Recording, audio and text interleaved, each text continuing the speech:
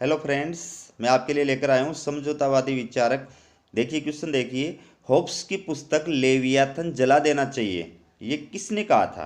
उत्तर देखिए, होब्स की प्रसिद्ध पुस्तक लेवियाथन में वर्णित विचारों की आलोचना करते हुए विद्वान क्लेरेंडन ने ऐसा कहा था। विद्वान क्लेरेंडन ने क्या कहा था कि होब्स की पुस्तक लेवियाथन को जला देना चाहिए। अगला क्वेश्चन है, होब्स एक नग्न निरंकुशवाद की स्थापना करता है। वाहन के इस कथन के पक्ष में दो तर्क दीजिए। तो पहला है, होब्स ने एक निरंकुश और असीमित संप्रभुता के सिद्धांत का प्रतिपादन किया है। दूसरा है, होब्स का मत है कि जनता का एकमात्र कार्य संप्रभुता के आदेशों का पालन करना है। अगला क्वेश्चन देखिए, होब्स की किन्हीं दो रचनाओं के नाम लिखिए। तो देखिए मैंने दो की जगह चार लिख रखी है, Leviathan, De Corpore, De Cive, De Homine. अगला क्वेश्चन है, होब्स के चिंतन पर प्रभाव डालने वाली दो परिस्थितियां या तत्व या कारक बताइए। सबका एक ही मतलब है। तो एक तो इंग्लैंड का गृह युद्ध और एक नवीन वैज्ञानिक आविष्कार। अगला क्वेश्चन देखिए, लेवियाथन।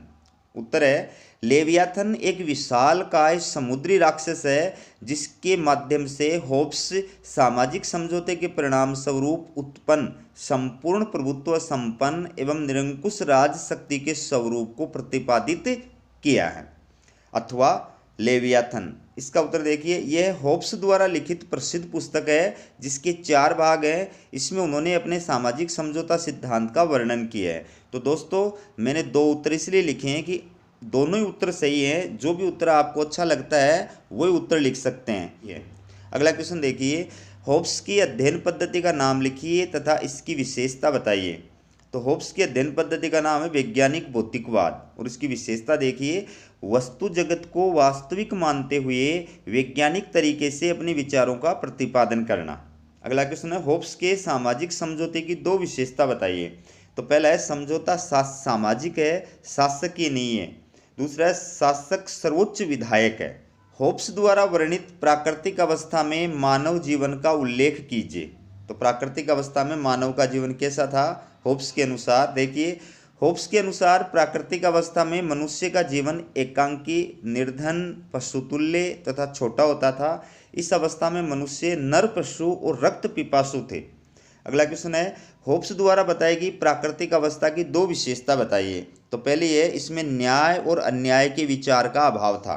दूसरा है, प्राकृतिक अवस्था सतत युद्ध की अवस्था थी। होब्स के मानव स्वभाव के दो लक्षण बताइए। पहला है, मनुष्य घोर स्वार्थी, क्रूर और कपटी होता है। दूसरा है, मनुष्यों में प्रतिद्वंदिता और संघर्ष की प्रवृत्ति पाई जाती है। अगला क्वेश्चन देखिए, होब्स के अनुसार प्राकृतिक अवस्था में निरंतर संघर्ष के कौन से तीन कारण बताए हैं? तो होब्स ने प्राकृतिक अवस्था में संघर्ष के कौन से तीन कारण बताए? पहला प्रतिद्वंदिता, दूसरा है भय और तीसरा है प्रसिद्धि पाने और उसे बढ़ाने की लालसा। प्राकृतिक अधिकार को शेर का अधिकार किसने कहा है?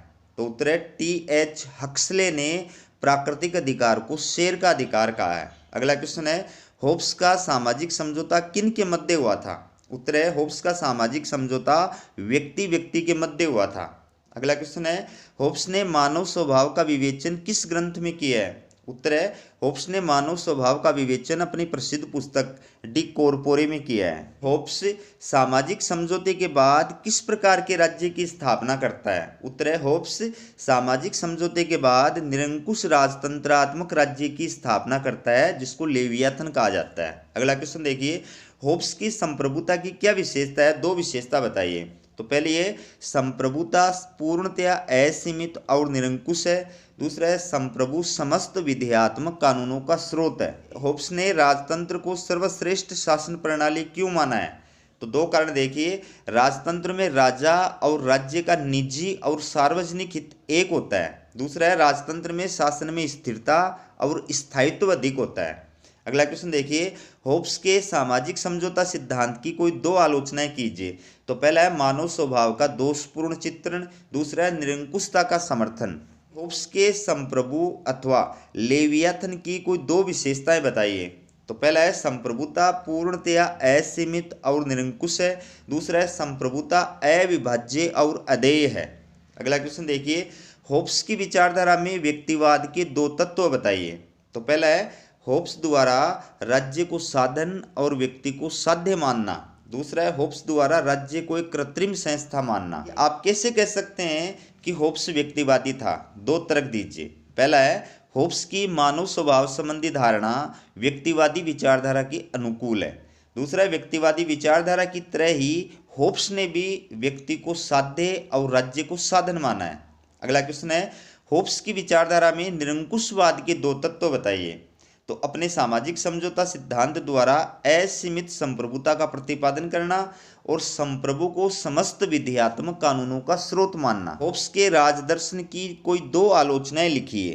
तो पहला है प्राकृतिक अवस्था का काल्पनिक चित्रण करना, दूसरा है निरंकुश प्रभुसत्ता के सिद्धांत का प्रतिपादन करना। और अगला क्वेश्चन है होब्स को नैतिक पतन का जिम्मेदार किसने ठहराया है? उत्तर है होब्स की आलोचना करते हुए उसे नैतिक पतन का जिम्मेदार ठहराने वाले विद्वान का नाम बेंटली है। इंग्लैंड में गौरवपूर्ण क्रांति किस वर्ष हुई थी? उत्तर है इंग्लैंड में गौरवपूर्ण क्रांति 1688 ईस्वी में हुई थी। अगला क्वेश्चन है राज्य की उत्पत्ति के किन्हीं दो सिद्धांतों के नाम बताइए। तो पहला है दैवीय सिद्धांत, दूसरा है सामाजिक समझौता सिद्धांत।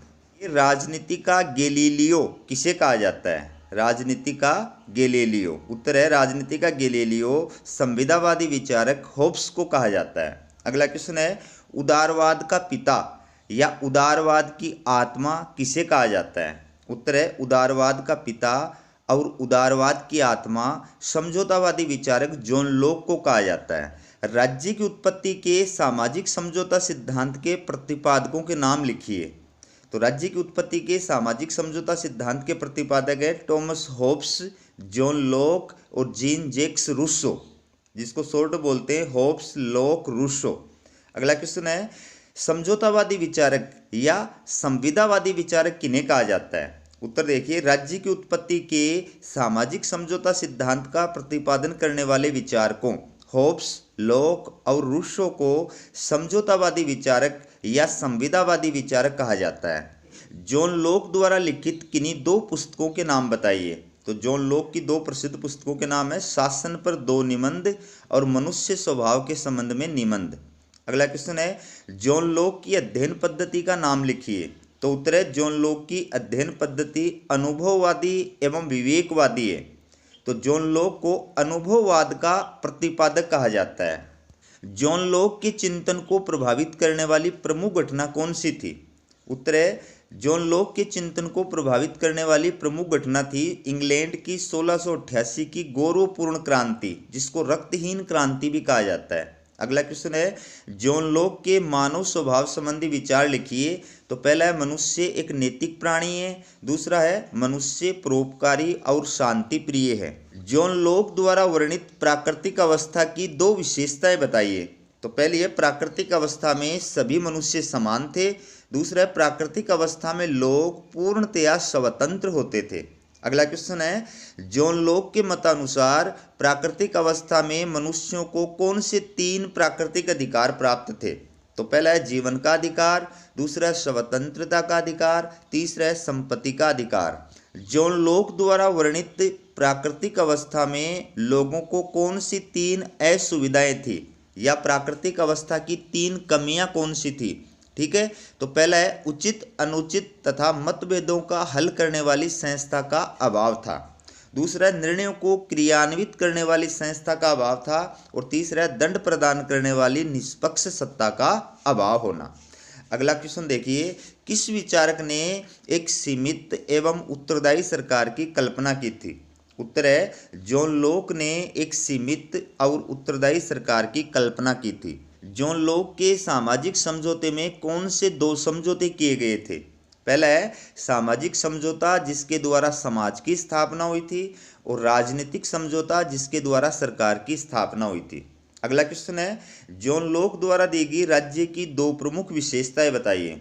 तो पहला है लॉक का राज्य सीमित और मर्यादित है, न कि निरंकुश। दूसरा है लॉक का राज्य जनसहमति पर आधारित है। प्रकृति की ओर लौटो नारा किसने दिया था? उत्तर है प्रकृति की ओर लौटो का नारा समझौतावादी विचारक रूसो ने दिया था। अगला क्वेश्चन है रूसो की दो प्रसिद्ध रचनाओं के नाम लिखिए। तो पहला है सोशल कॉन्ट्रैक्ट, दूसरी है द इमाइल। प्राकृतिक अवस्था के व्यक्ति को उदात्त व नेचर की संज्ञा किसने दी है? उत्तर है प्राकृतिक अवस्था के व्यक्ति को उदात्त व नेचर की संज्ञा समझौतावादी विचारक रूसो ने दी है। अगला क्वेश्चन है मानव स्वभाव के बारे में रूसो के विचार लिखिए। तो उत्तर देखिए, प्राकृतिक अवस्था में मनुष्य एक भोले और अज्ञानी बालक की भांति सादगी और परम सुख का जीवन व्यतीत करता था, जिसे रूसो ने आदर्श बर्बर की संज्ञा दी है। रूसो द्वारा चित्रित प्राकृतिक अवस्था की दो विशेषताएं बताइए। पहली है, इस अवस्था में सभी व्यक्ति समान थे तथा अपने अपने जीवन के स्वामी थे। दूसरी, इस अवस्था में व्यक्तिगत संपत्ति और परिवार का अभाव था। अगला क्वेश्चन है रूसो के अनुसार मानव स्वभाव की दो विशेषताएं बताइए। तो पहली है शांति प्रिय एवं एकांत प्रिय, दूसरी है प्रसन्न एवं संतुष्ट। रूसो ने मनुष्य की इच्छाओं को सामान्यतया कितने प्रकार की बताई है? तो रूसो ने मनुष्य की इच्छाओं को दो प्रकार की बताई है। पहली है यथार्थ इच्छा और दूसरी है आदर्श इच्छा। अगला क्वेश्चन है रूसो की सामान्य इच्छा को परिभाषित कीजिए। उत्तर है रूसो की मान्यता है कि सब नागरिकों की वह इच्छा जिसका उद्देश्य सामान्य हित हो वह सामान्य इच्छा कहलाती है। रूसो की सामान्य इच्छा की कोई दो विशेषताएं बताइए। पहली है सामान्य इच्छा को विभाजित नहीं किया जा सकता है। दूसरी है सामान्य इच्छा सर्वोच्च और संप्रभु होती है। अगला क्वेश्चन है रूसो की संप्रभुता या सामान्य इच्छा की चार विशेषताएं बताइए। यानी सामान्य इच्छा ही संप्रभुता है, तो राज्य की विशेषता पूछी जाए, चाहे संप्रभुता की विशेषता पूछी जाए, चाहे सामान्य इच्छा की विशेषता पूछी जाए, रूसो के अनुसार तीनों का मतलब एक ही है। तो पहली है अविभाज्यता, दूसरी है असीमित और अमर्यादित, तीसरी है अविच्छेदता और चौथी है अदेयता। सामान्य इच्छा और सर्वसहमति में अंतर बताइए। तो उत्तर है सामान्य इच्छा का लक्ष्य सार्वजनिक हित होता है, जबकि सर्वसहमति का लक्ष्य व्यक्तिगत हित होता है। अगला क्वेश्चन है सामान्य इच्छा और बहुमत इच्छा में अंतर बताइए। तो पहला है सामान्य इच्छा की अभिव्यक्ति में संख्या का कोई मूल्य नहीं है, वह किसी एक या कुछ व्यक्तियों की इच्छा भी हो सकती है, जबकि बहुमत इच्छा में संख्या का मूल्य होता है। दूसरा है सामान्य इच्छा विवेक पर आधारित और लोक कल्याणकारी होती है, जबकि बहुमत इच्छा ऐसी हो ये कोई जरूरी नहीं है। रूसो की सामान्य इच्छा की अवधारणा की दो आलोचनाएं लिखिए। तो पहली है सामान्य इच्छा निरंकुशता को प्रोत्साहन देती है, दूसरी है मनुष्य की इच्छाओं को यथार्थ और आदर्श इच्छाओं में विभाजित करना संभव नहीं है। अगला क्वेश्चन है रूसो ने प्रतिनिधियात्मक लोकतंत्र की आलोचना क्यों की है? प्रतिनिधियात्मक लोकतंत्र को ही अप्रत्यक्ष लोकतंत्र भी कहा जाता है, तो इसकी आलोचना क्यों की है? उत्तर देखिए, रूसो का मानना है कि प्रतिनिधियात्मक लोकतंत्र में शासन के कार्यों में जनता की सहमति, सहयोग और भागीदारी पूरी तरह संभव नहीं है। रूसो का प्रभुसत्ताधारी कौन है? सामान्य इच्छा। तो रूसो का प्रभुसत्ताधारी यानी सामान्य इच्छा होब्स का शीश कटा लेवियाथन है। दो तर्क दीजिए। पहला है होब्स के लेवियाथन की भांति रूसो की सामान्य इच्छा भी निरंकुश है। दूसरा है सामान्य इच्छा भी लेवियाथन की भांति कानूनों और विधियों का मूल स्रोत है। अगला क्वेश्चन है रूसो ने संप्रभुता की किस रूप का प्रतिपादन किया है? उत्तर है रूसो ने लोकप्रिय संप्रभुता के सिद्धांत का प्रतिपादन किया है। तो दोस्तों हमारा ये वीडियो आपको कैसा लगा कमेंट करके ज़रूर बताएं और वीडियो को ज़्यादा से ज़्यादा शेयर करें और चैनल को यदि सब्सक्राइब नहीं किया है तो चैनल को सब्सक्राइब ज़रूर करें। वीडियो देखने के लिए आपका बहुत बहुत धन्यवाद।